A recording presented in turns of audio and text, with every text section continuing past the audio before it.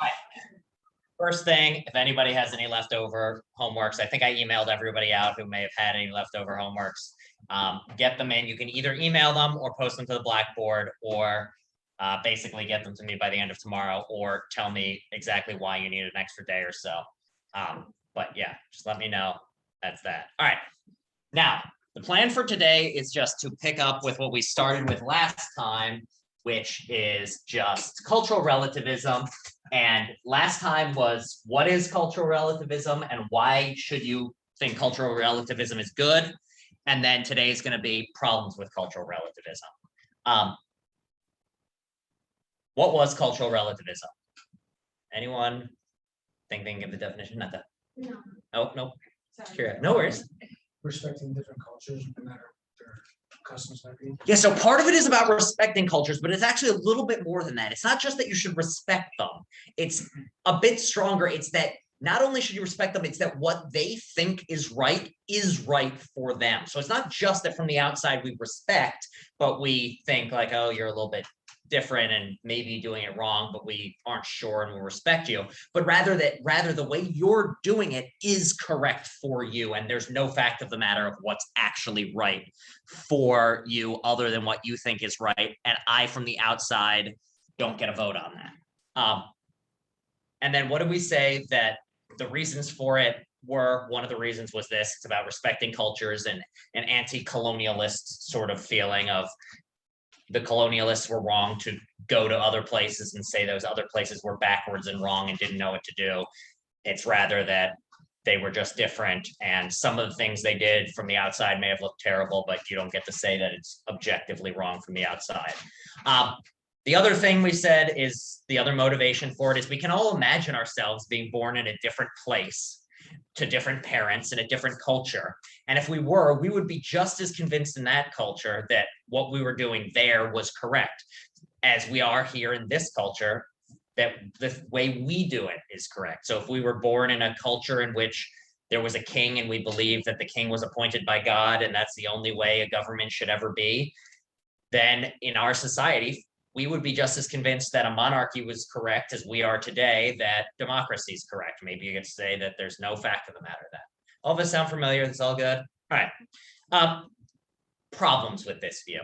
That's all we're going to talk about today. I want to hear, and there's about 1,000 different issues, some of which are talked about in readings, others of which you can think of yourself. And I just want to open it up. When you hear this idea that the right thing is whatever a culture says, what are some worries that you might have with it, or some objections, or some conflicts?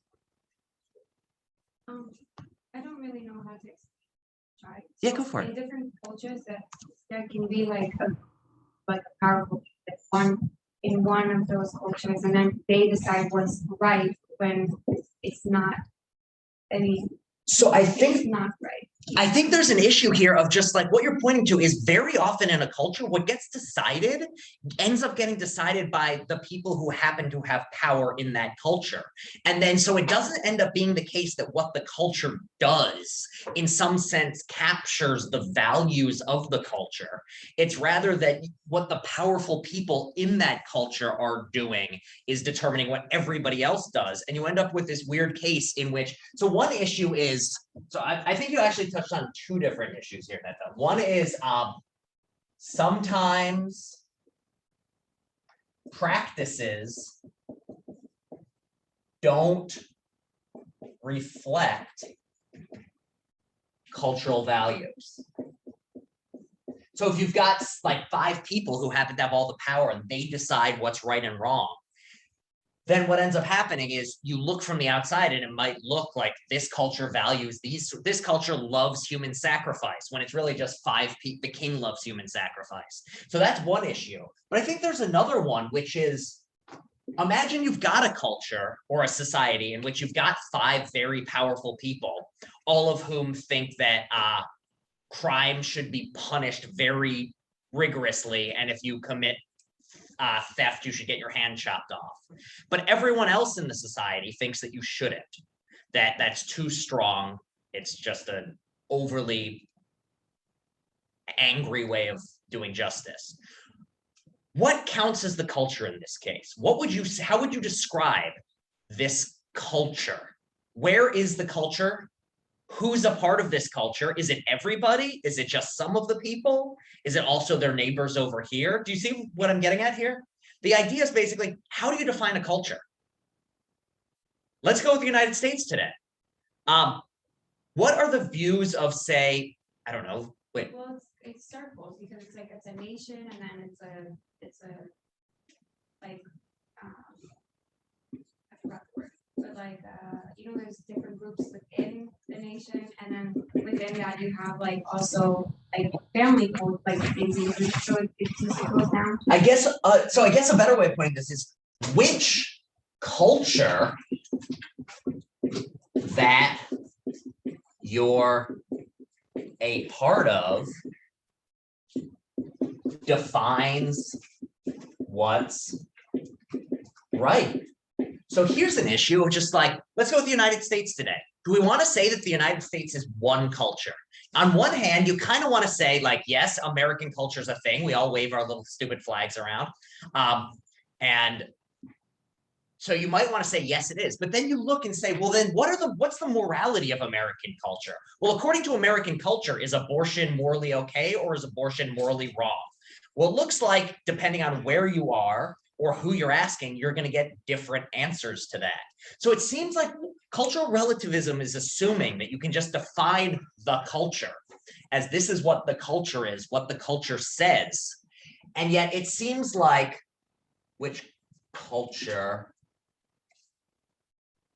that you're a part of defines what's right. Yeah. So which one do you want to go with? And it seems like you can't, in any case, there's no clear-cut answer. So do you see the worry here? If you're supposed to be defining as what's right, it's not some objective standard that's the same for everyone, but every culture has a different one. Well, which cultures do we want to count? Do we want to say that if I'm a part of America and America feels one thing, but what if in my small social group, like America, generally speaking, is not especially pacifist as a nation goes, but there are pacifist communities within America. Is killing right or is killing wrong? Whose culture do we like is going to war for a greater good ever okay? If you, yeah, it seems like there's these major value clashes in which, like, how would you define? A cultural relativist would just have to say, I guess you're having a cultural value clash with yourself. But if the goal is to decide what's right, if the point is to help you decide how to behave, then knowing that according to one of my cultures, I should do one thing and another of my cultures, I should do another thing, I'm not getting any sort of benefit to this. Does that make sense to everybody? Just this idea of, all right, what are some other issues here? All right. What's something that you personally or think that just about everybody agrees was absolutely terrible? Like, Slavery. so let's go with slavery then. Slavery in the United States. What would a cultural relativist have to say about slavery in the United States in, say, the year 1850? Says it's just plain something else going on. Yeah, you'd have to say that within a slave owner culture, it was okay to have slavery. And we from the outside cannot say anything else about it because we aren't a part of that culture. We can't from the outside define what is right and what is, where's my eraser? Oh, there it is. We can't define from the outside what's right and what's wrong. So we talked about before that there's one benefit to this of, you can't come in colonizer and say you do it the wrong way. But an issue also is then you can't criticize cultures unless you're a part of them in some sense. So you can't criticize from outside, no matter how egregious, I have no idea how to spell egregious, but it captures what I want to say better than terrible. How egregious something is. Netha, you had a hand. Yeah, but I mean, I don't think that it asks for everything because everybody, like, I'll give an example, like the Holocaust. You can't just say, oh, it was okay back then to just kill people in like, you know. So what I would say with this is like, yes, I 100% agree. And I think one of the biggest flaws of cultural relativism is the cultural relativist has a very hard time, because according to a cultural relativist, if they're a hardcore cultural relativist, if you accept that Nazi Germany in that time was a different culture, then the cultural relativist has to say that the Holocaust was okay, which is not something anyone wants to have to say. Like, if you are a cultural, do you see like why the cultural relativist? And so this is one of the major issues here of the cultural relativist. If you accept that Nazi Germany was a different culture, and B, in that culture, it was genuinely okay by their own lights, then you have to say they just did things differently there, which is not a conclusion I think anyone wants to draw.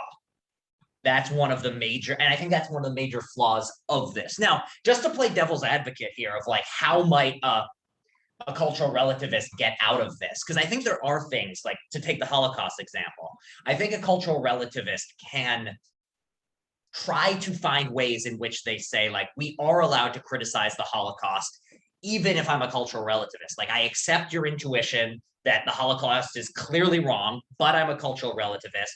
So well, does anyone have any thoughts about a cultural relativist who doesn't want to have to say that Nazi Germany just did things differently? Does anyone have any thoughts on what they might say to how they could say, like, I agree with you? They would probably say it doesn't make it okay, but that's what's acceptable about that. But I think so for them, so a hardcore cultural relativist would have to, like, if you truly believe it, then you don't get to divide it was okay back then from it wasn't really right. All you can say is it was right for them, so therefore it was right. There is no overall standard. So they can't quite go that way. Kyriakos. Maybe the idea of genocide didn't take enough time to like muster. So maybe they would say it wasn't deep embedded in Germany's culture, so therefore it's not really what was going on. That's why it's okay. Yeah, I think that's the sort of path they'd have to take, is they'd have to redefine what we mean by like Nazi German culture. And what they'd say is something along the lines of, if we actually look at this, what the Nazis were doing is they did not create a new culture. It was rather, they did something that was horrible, even by the lights of German culture. It's just, we had these people in power who twisted things and led to this. So even though there were a handful of people who thought that this was okay and good, really it was wrong, even by their own culture's lights. It's just they lost sight of this fact, and people fell prey to these sorts of biases and appeals to authority and all these sorts of things, and nationalism. And so it was wrong, and it was wrong for them. And so even from the outside, I'm not like judging them. I can't judge them from the outside, but what I can do is put on my 1945 German hat, pretend to be a German, and I can recognize, if I put myself in the mind state, that even from that mind state, they were doing something wrong. So that's the sort of way someone would have to do it. No worries, Kosi.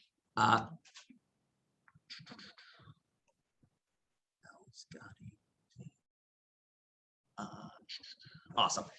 So yeah, that's something that they could say in this case. But again, it does seem like one of the biggest, and I think this is honestly the biggest issue that people often have with cultural relativism, is that you can't, from the outside, if you go far enough away in culture, you can't say that something, no matter how egregious, was wrong. Like, you just don't have the right to say that. The only thing you can say is criticize it by its own lights.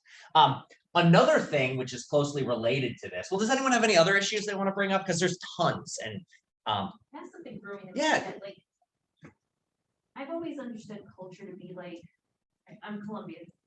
That's my culture. You know, I grew up in that culture. But like the Holocaust and slavery, the Europeans did it, Americans did it, all these different groups did it, and they're all from different cultures. What made them all think, let's just take slavery, for example, that happened in so many different continents. How did it make them all agree this is right when they're all from different cultures? So I think this is another issue, is that this just kind of gets to a heart, is that it seems like all human beings share certain sorts of tendencies, be they morally good things or these morally bad tendencies. And it does seem like cultural relativism in some way cannot capture all the things that human beings do seem to have in common. Like, so in this case, just to go with this one, what was it that led a lot of human beings who have generally different some overlapping history, but if we want to go like extra big, you can take people from all around human history, and they did very similar things and were able to justify similar sorts of behaviors. Like slavery existed long before the like 16 through 19th century version of it. What was it that led this to be that case? And also on the flip side, if really it's all relative to culture, then why does it seem like we were talking about last time, why does it seem like every single culture, sorry, the board got blurry for a second.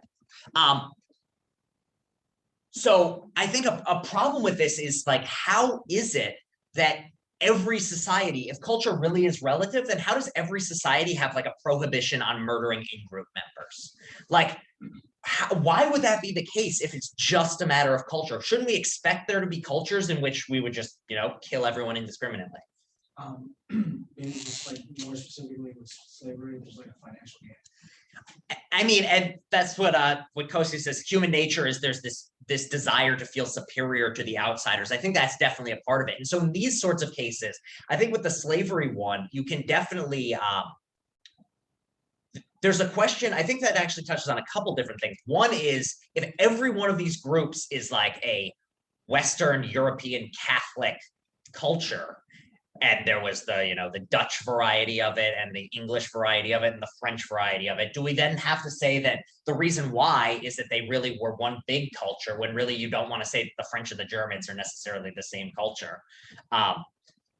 Well, they're not the same culture because they have like the unique stuff to their own, but they are in a sense a culture altogether because they're all European. Yeah, and I think this is where we get back to the how do you define culture within culture? So then is the culture that defines what's right European culture, or is it German culture? And if Germany and France disagree on something, and it seems like one thing you might want to say is you go up bigger and bigger and bigger, and then you end up with human culture, and then it just is starting to look like we have an objective moral fact after all. Or if you want to go the other way of, all right, it was okay. So let's go in a case where like Nazi Germany, it was within the culture of the Third Reich's hierarchy, that culture, the Holocaust was okay, but everyone else it wasn't. Well, now we're starting to divide cultures very, very small. Now, however, imagine there was something that only Hitler believed and nobody else did, but he was in charge. Does that mean now we have Hitler culture, which is separate? And now it's starting to seem like morality gets defined on individual subjective views. It seems like you can go all the way big to you end up with culture being this giant thing that covers all humans, at which point, why are we bothering with cultural relativism? Or it's so small that it's on an individual by individual or a family by family basis. In which case, again, what is this doing for you? You're now saying that what's right is what my family decides is right? That doesn't seem like a good definition of what's right in the deepest sense. No, you had a hand, but then I cut you off. Okay. I think another one which ties in with this is, so this is kind of related to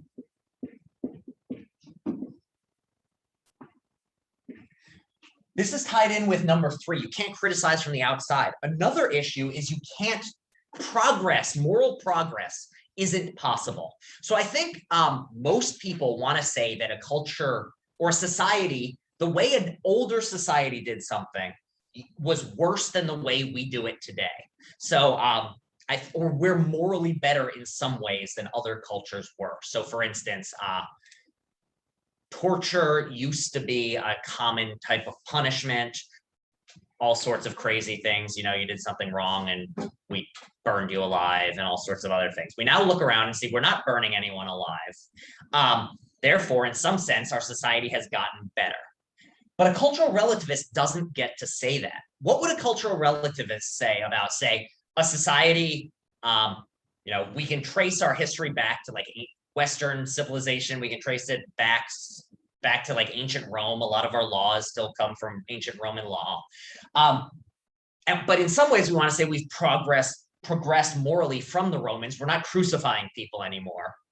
However, what's a cultural relativist going to have to say about the trajectory from Romans crucifying people to modern America or modern society, modern New York, I guess, what would they have to say? I mean, all they can say is that it was just different. Yeah, that's all they get to say. Crucifixion was just the way they did it. We do punishment differently. They're just different. And it seems like maybe crucifixion, maybe you can say if everyone really loved torturing people and there was enough utilitarian balance, then maybe you could do it. But something like, it seems like you want to say that women's right to vote has been a genuine improvement in American society in the past 100 years. You know, it used to be that only a tiny fraction could vote, and now people of color can vote, women can vote. This is a genuine moral improvement of the society.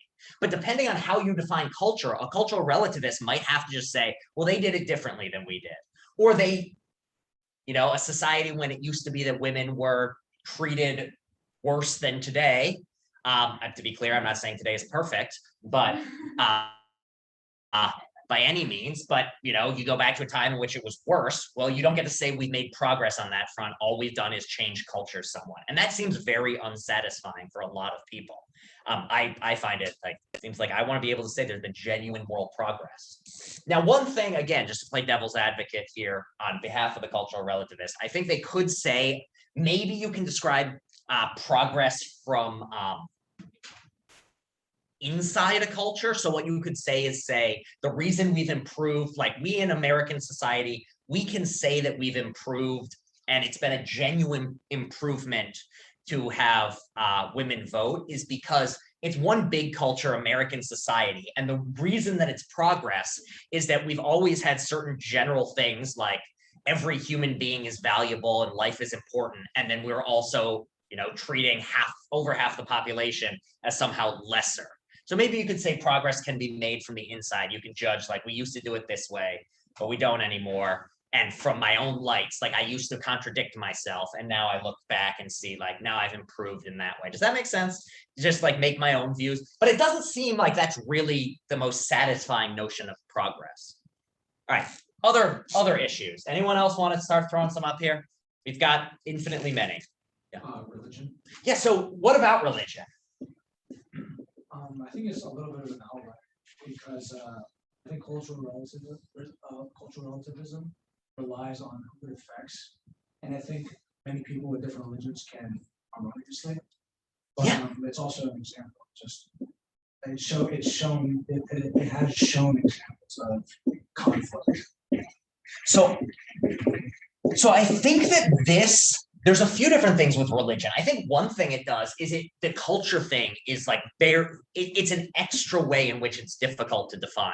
Because if you say people of different, and in some ways it seems clear, like if two people have very different religious views, it seems like there's some argument to be made that if they're both very devout and partake in different holidays and everything like that, you might argue that that's sufficient to say that in some level they're different cultures.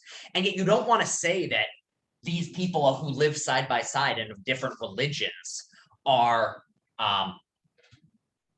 you don't really want to say that they are different cultures and that what's right for the one who lives in this house is not right for their neighbor because they count as different cultures. So that I think is one issue.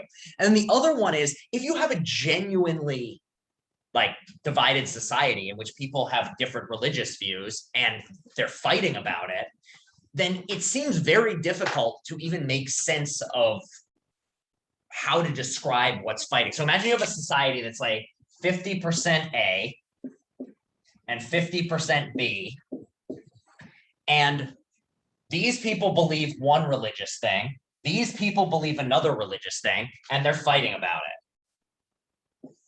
Those are swords. What do we say? We can either say that these are two different cultures within the same area, or we can say this is one big culture. But if that's one, Culture is to fight. so like, yeah, so our culture becomes like, there is no right answer about what to believe about the religious question. Like, imagine that these people believe in one God and these people believe in two. There's no right or wrong answer because it's that exactly split down the middle. And it looks like the only thing you're supposed to do by this practice is just to fight amongst yourselves. And this is like the right thing to do is fight because that's what we do. And there's no real true beliefs. It's just, you know, it just feels, it becomes a mess as soon as you introduce religion. I think another thing that becomes a mess is as soon as you have like basically anytime a large, just any sort of mixed culture becomes very difficult. So take a time in which, the Europe, we want to be able to say that like when the Europeans came along and imposed their culture upon local populations, that sort of colonialism was bad. But what do you do? So imagine though that one generation later, and Giovanni, if you're watching this, I'm taking this directly from you. This was such a good question. One of my students last class brought up, what do you do about a culture in which one group imposes their culture on another group, but then over time that culture gets assimilated? It's not going to happen. So, European colonialists bring, say, Catholicism. First generation, no one's Catholic.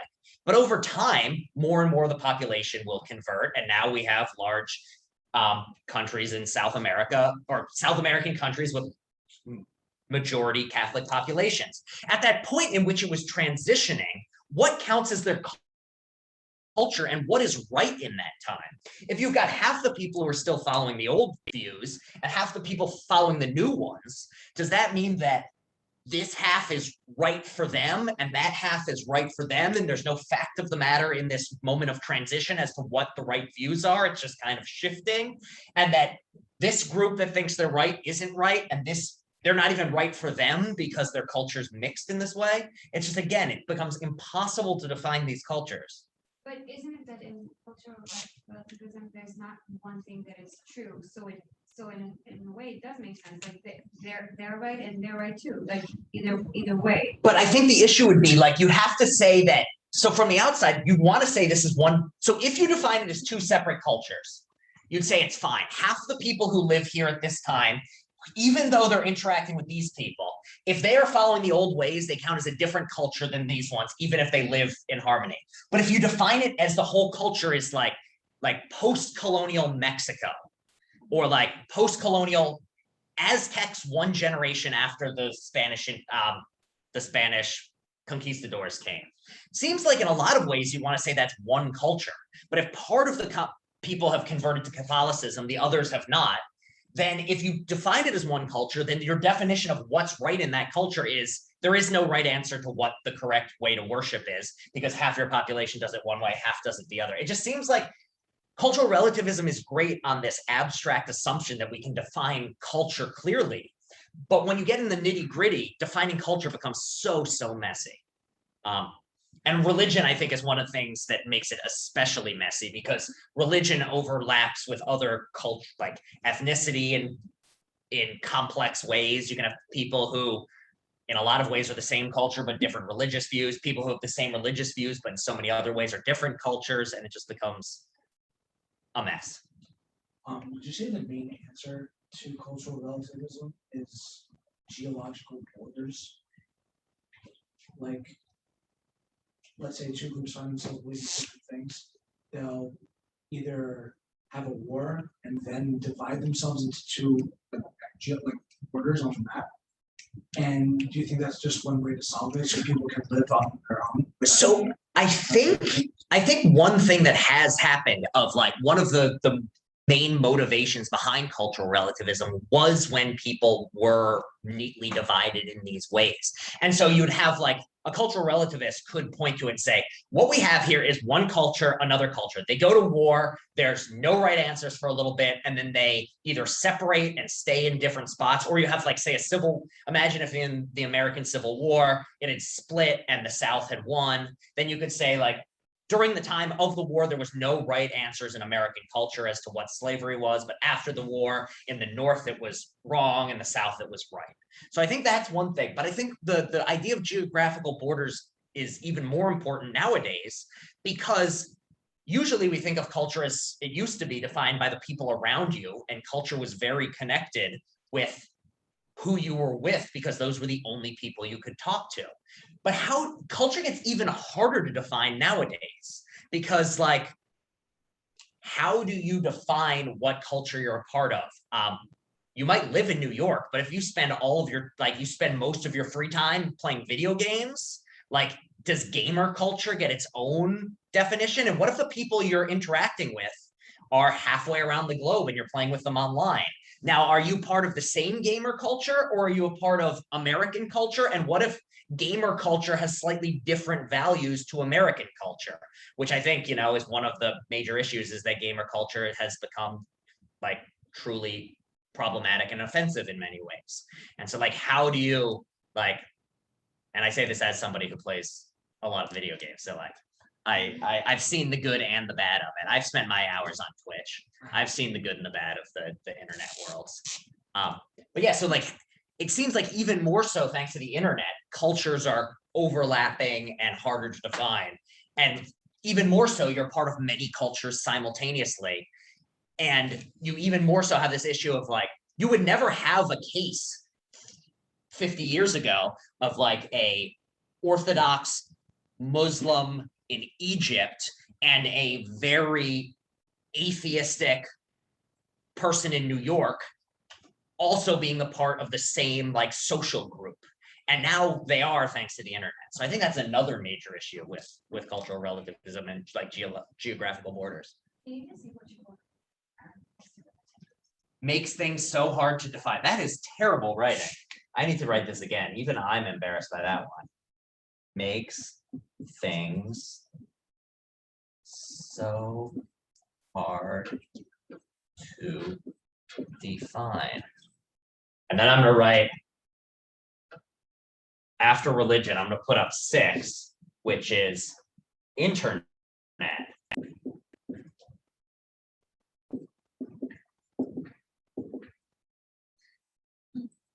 Any others that people have? I've got a couple more from the book that I do want to address. But are there any others that people want to bring up with worries about cultural relativism you've thought of? Or questions or anything? Because I think there is a lot that the View does well. It's just, I think, like so many ethical theories, you get into the nitty gritty and things can get messy real quick.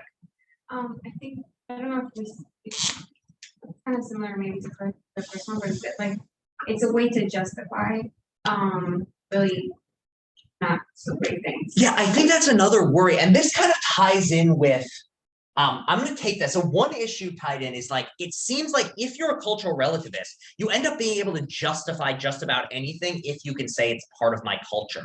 And I think another issue with that is morality is hard. Like coming up with what is right and what is wrong is not an easy question. Like, we're talking about it in class. You've all had moral dilemmas in your lives, like simple ones, big ones, all sorts of things. And yet a cultural relativist makes it sound like what's right and wrong is as simple as looking at what your culture says. If your culture says the death penalty is okay, death penalty is okay. If your culture says abortion is wrong, abortion is wrong. There's no more thinking to do. All you have to do is see what the society believes and you go with it. But that doesn't feel right. Morality is not easy. It's difficult. It takes a lot of thought. And it seems like a cultural relativist cannot capture that fact. So morality is hard, but cultural relativism makes it easy. It seems, yeah, it also seems like if you have a society where you have human sacrifice and everyone wants to continue with human sacrifice, but you don't agree with it and you are trying to wrap your head around it, it's just the fact that you're just wrong.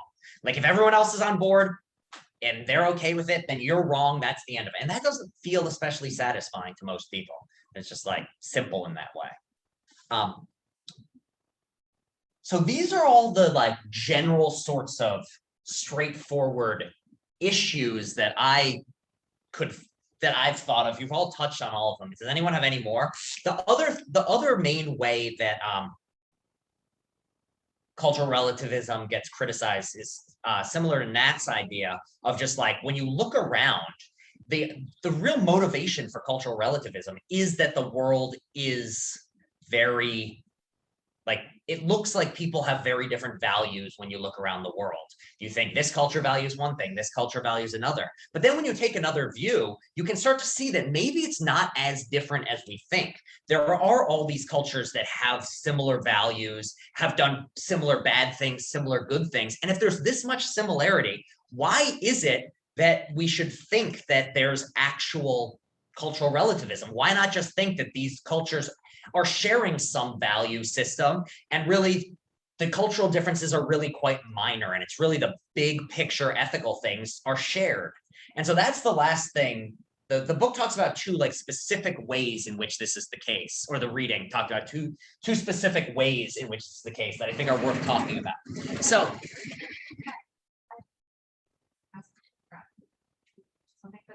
it's not that there's different values, there's same values, but just on a different scale. So like one appreciates time more than a different culture, and like one appreciates, there's like 6, values of the culture.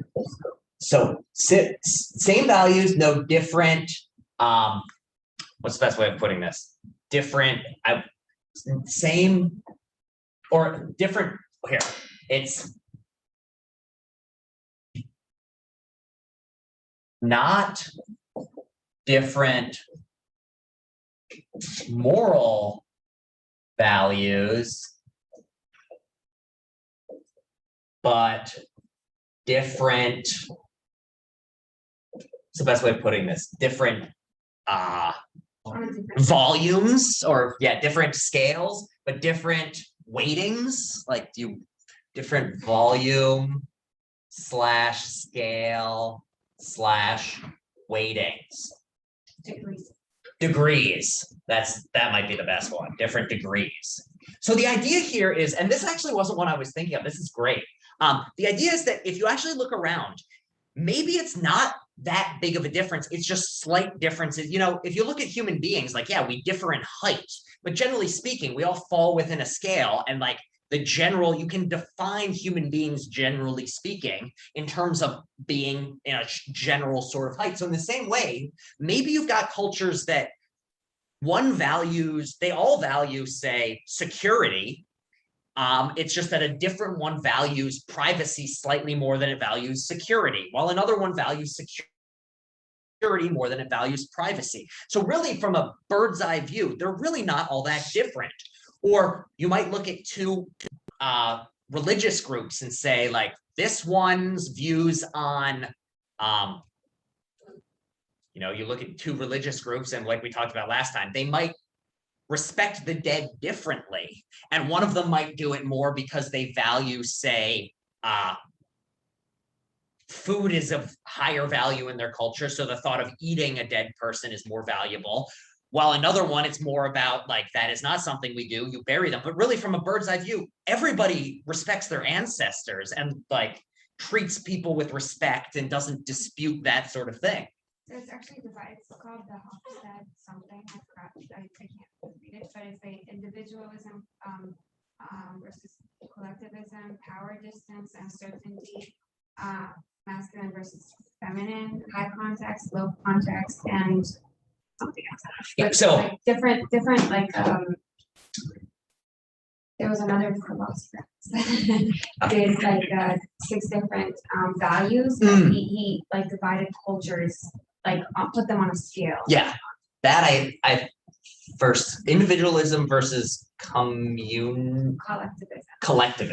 Yeah, communism was taken by somebody else. Marx stole that one. Yeah. So just for instance, you might say, like, well, in our culture, we put more emphasis on, I don't know, individual achievement and like the value placed on how well an individual does. While in another culture, they put value more on family success or traditional family history or something like that. But if you actually take a look back, these are really just a single scale. And they're just like, it's not like the society that's more like, let's go with America. We think of America as quite an individualistic society. It's still not the case that we're just like cursing all of our family members and ignoring them. There's still some caring about family. There's still patriotism in a very individualistic society. So you can say that really it's just a matter of minor differences in degree, not some fundamental shift. And so what look like major value differences are really just minor scale differences. And from the right view, they're really quite similar. And therefore, the sorts of things that people point to as irreconcilable differences of culture are really just minor differences.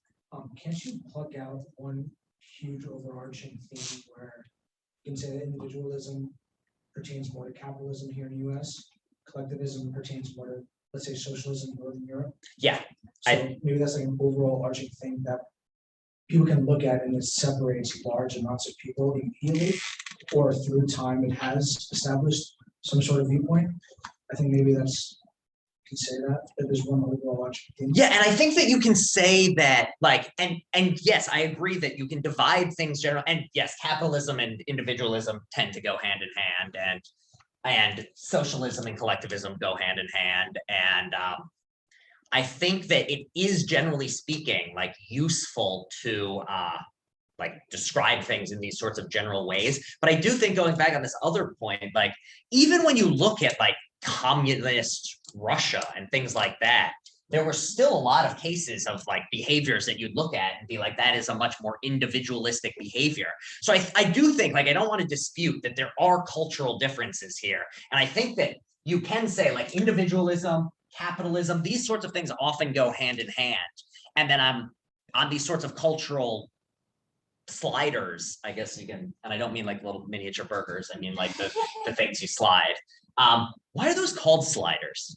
Anyone know it? Why are the miniature burgers called sliders? Does anyone know? I want to. Some culture started that. Yeah. But so yeah, I think that while there are these differences, and I think that you can say, like, yes, there's some degree of difference here between like a more collectivist socialist society and an individualist capitalist one, I still think that the argument holds that it might be a lot smaller than a cultural relativist would often make you think. The other two that I wanted to touch on are not different moral values, Oh, but there's an answer actually. oh yeah, Okay, the name originated in the 1940s when sailors in the U.S. Navy would refer to the mini burgers as sliders because of their extreme greasiness. did you hear that, computer people? The reason they're called sliders, it goes back to 1940s sailors who called them sliders because they were so greasy. That is a useful fun. I don't know. It's actually probably not useful, but it's a good fun fact. But different, not different moral values, but different factual beliefs. Not moral differences in moral values, but differences in conditions. So the idea with both of these is the way in which most cultural relativists motivate the view is they point to differences between cultures and say, look, these cultures value things majorly differently. One thing you can respond to with that is, if you actually look more closely, they're just slider scales on some pretty general things that everyone values, just minor differences. Another thing, though, that you can point to is that there are really, these cultures agree on anything valuable, like how valuable human life is, or how people should be punished. And really what's going on is there's different factual beliefs. So you might look from a bird's eye view and think these cultures are doing things differently, they value things differently. But if you actually zoom in and figure out why they're doing what they're doing, their differences in practices aren't showing a difference in values, but a difference in beliefs. So let me just come up with my silly example that illustrates this nicely. There are other like real world examples that would illustrate this, but this one I think illustrates it very clearly. So imagine you have a society. This society has the death penalty. You go to the society, you see that if somebody commits murder, they get hung. So you've got somebody, or we can do a guillotine because that's easier for me to draw. So person, you've committed murder, you get your head chopped off. In this society, that's their death penalty. Now imagine a different society where if you commit murder, you get put on a boat, a little sailboat, and you're sent out to sea and told, go straight and never come back. Now, which society, looking down from a bird's eye view, seems like it values human life more, or is less about killing people, or is less willing to kill people? So yeah, you look at a bird's eye view, and this one seems less okay with death and killing people. Now, however, imagine that what you learn about this society is that the people in this society think the earth is round, and the people in this society think the earth is flat. And really, the reason that they send someone out on a boat is because they think this person's going to go off the edge of the world and die. As soon as you learn this, does this society still look like it values human life more? all it seems like is that they just don't know that the earth is round. They're just some flat earthers who want to kill people just as bad as you do. It's just that you know the earth is round and that this isn't going to work. So the idea here is when you look at cultures and you say like, look, these cultures have major different values. Maybe it's just they have different beliefs about the way the world is. And if they share beliefs, they do things in mostly the same way. So when you look at a culture and you want to say, look, they have a different view of what's right, what's wrong. They value life differently. They value or they have different views on the death penalty. Well, in some cases, that is true. But in other cases, it might just be that they have different views about how the world is, and really their behaviors and things aren't showing you what their values are. Really, they value things quite similarly. Does that make sense to everyone? Of like when, and again, cultural relativism looks really good when it's looked at from a bird's eye view, but the more detail you can get about it, it starts to look much more like we share a lot of things. Similar thing with the last one, which is not different values, but differences in circumstances. So just to go with an example, the native peoples of North America who live very, very far north in northern Canada, Inuit people, lived in igloos, spent a lot of time hunting walruses with spears in kayaks, these sorts of things. So everyone know what I'm talking about here, just this culture. Now, when you look at the culture, there are some very distinctive characteristics that people noted that seemed very different from Western society. For one thing, it was infanticide was quite common. People know what I mean by infanticide? Well, let's play a word game. Homicide, what is it? Murder. So what is homo? Same. Homo is same, but it also has a second one, as in Homo sapiens. Human. And so if this is human, what do you think the side means? Murder. The killing bit. So homicide is killing of humans. Now, what do you think infanticide is? Infant. Killing of babies. Killing of babies. Yeah. So infanticide is the practice of killing babies. So, yep, Amanda has it. Sorry, I forgot to look over here. Are we blurry or are we good out here, computer people? We doing okay? Can you see? I'm not actually saying anything interesting, but yeah. Infanticide is the killing of babies. So it was common, they found that in this Inuit culture, it was common, especially infanticide of girls. So it was very, very common to kill young, like very young infant girls. Also, polygamy was common. Polygamy have one husband, multiple wives. And another thing that was common was a grandma or another old person at some point would just be told, please leave, and sent out into the wilderness to freeze to death. You look at this culture, and the first thing you think is, wow, they value human life differently than we do. That's like the gut feeling you look at. Killing babies, and they also value gender differently, and they also have less respect for old people. You look at these things and you're just like, this is the way it is. Their values are majorly different. But the closer you look, you begin to think maybe their values aren't all that different. So what is true about where the Inuit live? It's cold. And it's not cold. It's really fucking cold. Like we're talking like -40 is like a rather warm day in winter. Like that would be a very nice day. So it's -40. It's cold. It's dark. Once you get up there, you know, you have those full days of pure darkness. So -40, dark. What else is up there? How many of you how many of you have eaten a banana grown in northern Canada? How many of you have eaten anything grown in way northern Canada? No, it's because they don't grow anything. So there's no farming. So limited food, and the food that you do get has to be hunted for. And now I'm not sure how many of you have ever gone hunting in a small kayak in water that's so cold that if you fall in, you're unconscious in under a minute. Needless to say, it's not a safe sort of activity. So because of this, also with hunting, who does most of the hunting? Men. So the men are doing the hunting, and this hunting is extraordinarily dangerous. So given this, what do we know about the society? Limited food, very cold. In a society like this, life is very difficult to succeed. Like, it's very hard to survive. That's the basic takeaway. Now, when the situation is when it's, oh, this should have 2 dashes because that's -40. When it's very difficult to survive, what you end up having to do is do extreme things to ensure survival.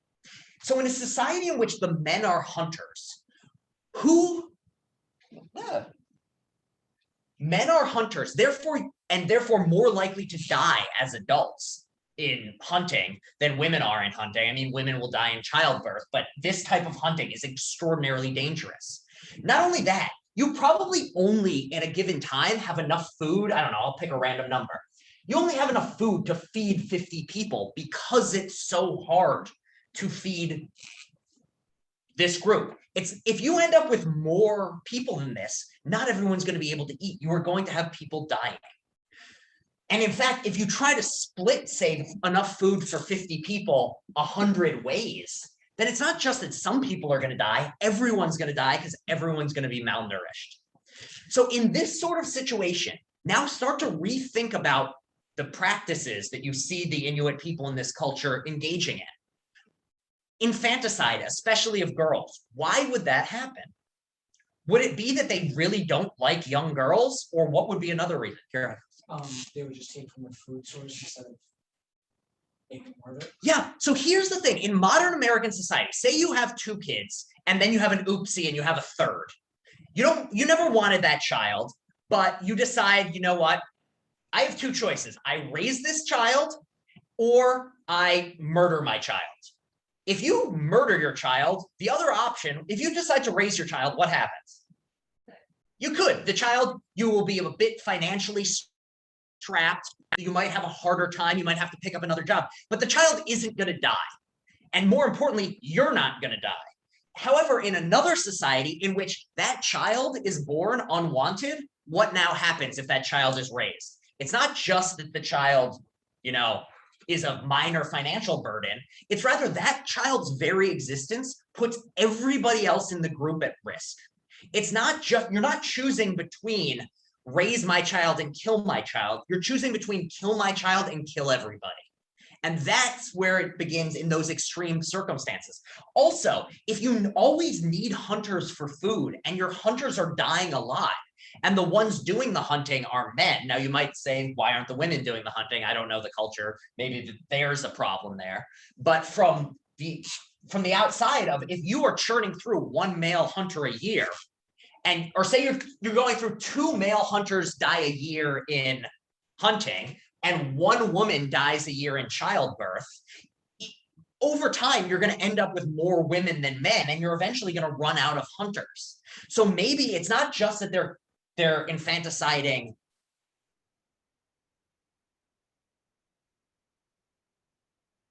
more boys to become hunters so that they will eventually be able to continue as a group. Again, why does grandma get sent out into the wilderness to die? What can old people do? I mean, you get to a certain age and they're more, old people get to I love you, Dad, but you're getting there.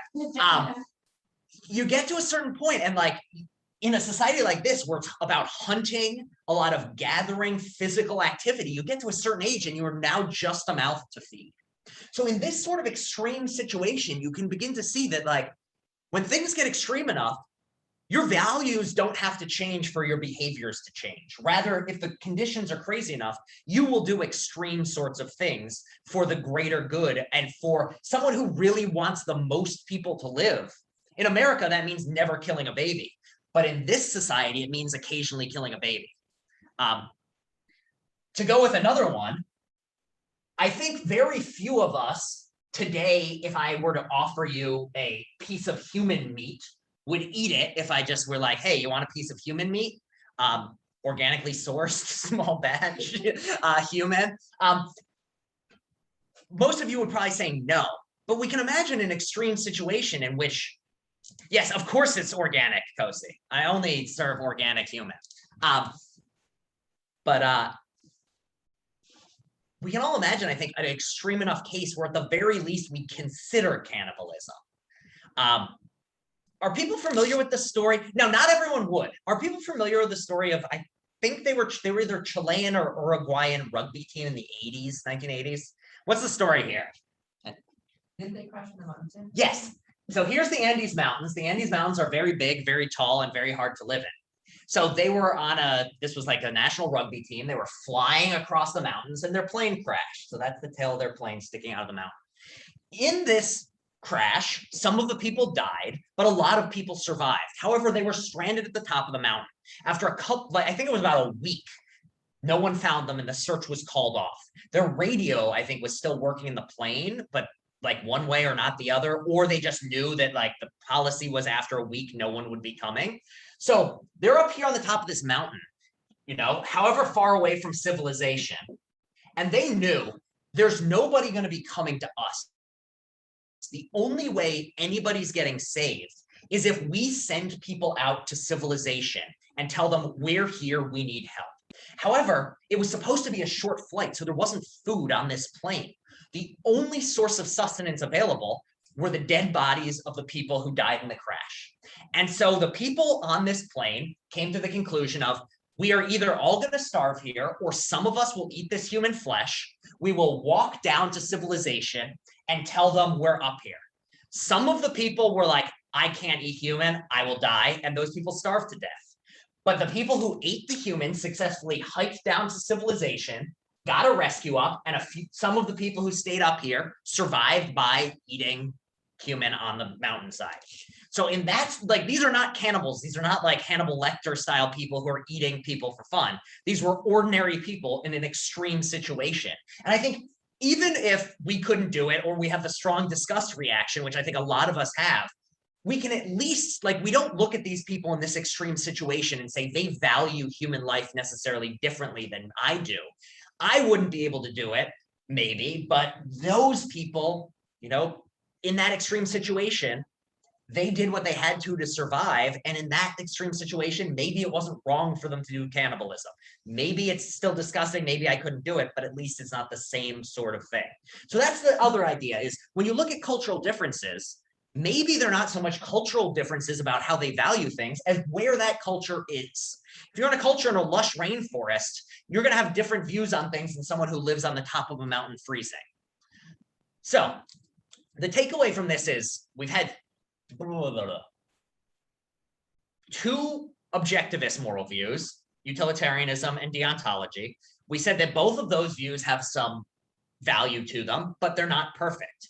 We then look at cultural relativism, and we said cultural relativism has some value, but it's not perfect. So the main takeaway, which is always the main takeaway in an ethics class, is we're not that much, we understand things better, but we don't have a right answer.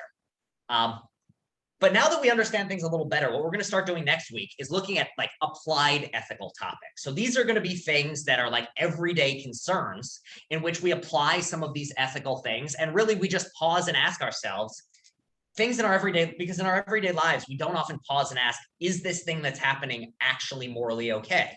Things just kind of happen. And then afterwards, we think about them, especially new sorts of things. So what we're going to be talking about the next.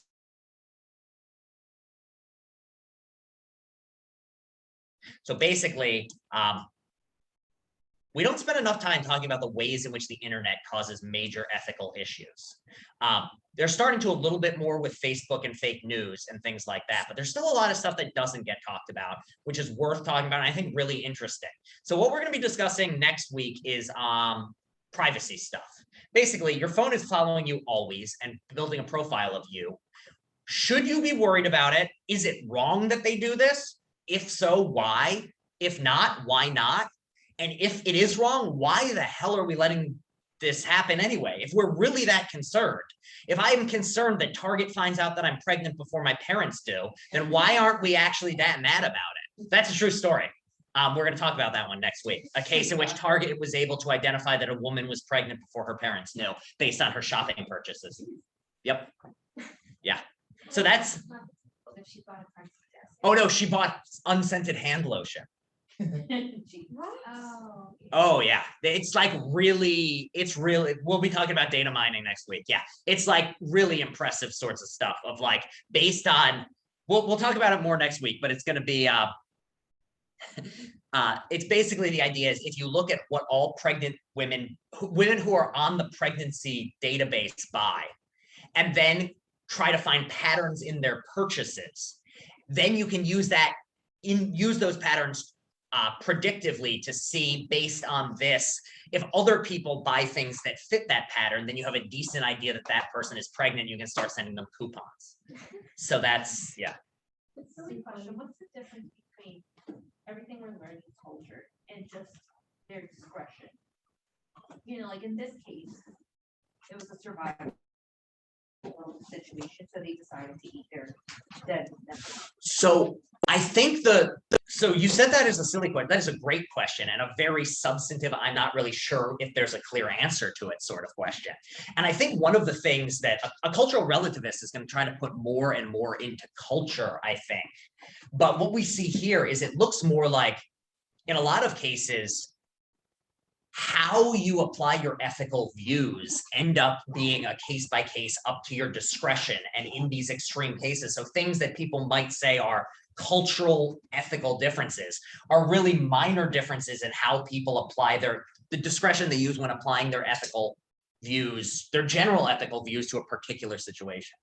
So there's not a clear line though, and I think different people would disagree about which one falls in where. All right, so yeah.